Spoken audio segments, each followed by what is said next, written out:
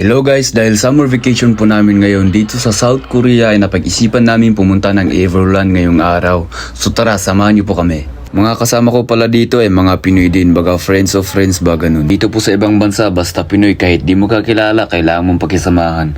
Kasi walang ibang tutulong sa'yo, wala kang ibang makakapitan kundi mga kababayan mo rin. Bago po kami pumunta ay nagbook muna kami ng ticket sa trip.com. Nasa 49,000 won po yung isang tao. Pero dapat sana nag-VIP na lang kami kasi ang haba ng pila. Pag VIP kasi di mo na kailangang mamila. Mas mahal nga lang. So ayun, nakarating na po tayo. Kasama na pala sa ticket yung pagsakay sa bus mula Sabuy hanggang dito.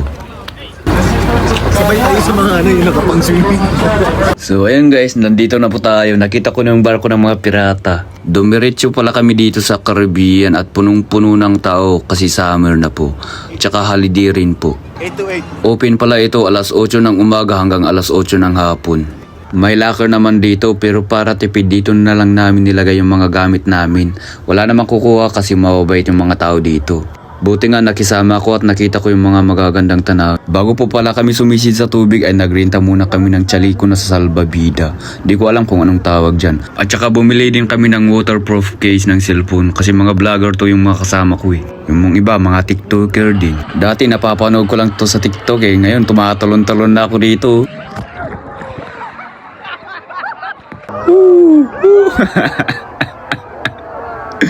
At least may remembrance tayo, di ba? Ayun, no? Pati rin tong kasama kong Ilocano, parang first time din eh. Tingnan yung saya niya pa rin. Halo-halo rin pala kami dito. Amerikano, Indiano, Koreano, Pilipino, namikos-mikos na ba kami? Tapos yung mga kasama kong Pinoy, Bisaya, Ilocano, Pangasinense, taga Bulacan. Tapos lumipat pala kami dito sa Tube Ride pero ang haba ng pila, nakadalawang oras na kami nag-aantay. Actually, first time ko talaga makasakay sa mga ganito kaya tignan nyo naman yung itsura ko. Excited na excited ba? Ay ka. At the age of 21 na experience ko na din. Inaakyat pala namin yung salbabida sa pinakataas at sasakayan ulit pabalik. Ano yun?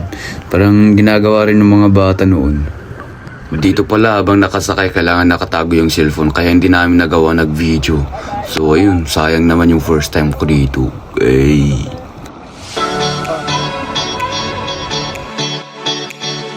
Hello guys, tignan nyo yung haba ng pila, grabe. Nakadalawang oras kami ulit dito sa pila guys. Tapos yan po yung pinipilaan, no, grabe. Ika. Marami pa kaming nasakyan dito kaso hindi kami nakapag-video.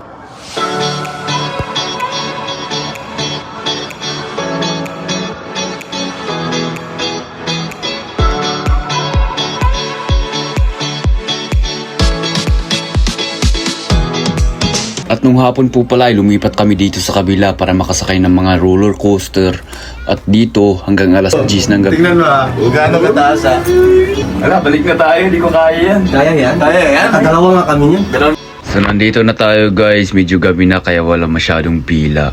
Alam pala ng mga kasama ko na first time kong sasakay sa roller coaster. Kaya habang nakapila kami ay kinukwentuhan nila ako na may nahimatay daw dito. Kaya yung ginawa ko, nag-stretch na ako. Diba? Oh.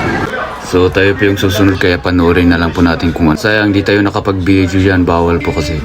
Grabe, naubos yung salita ko dito kakasigaw. Sana isigaw ko na lang yung pangalan. Nawala na yung boses ko, kakasigaw. Pero bitin, enjoy. Isa pa? I enjoy it. Ano, balik na tayo? Isa pa. Gabi na pero ang dami pa ring tao, nag-aantay sila ng firework.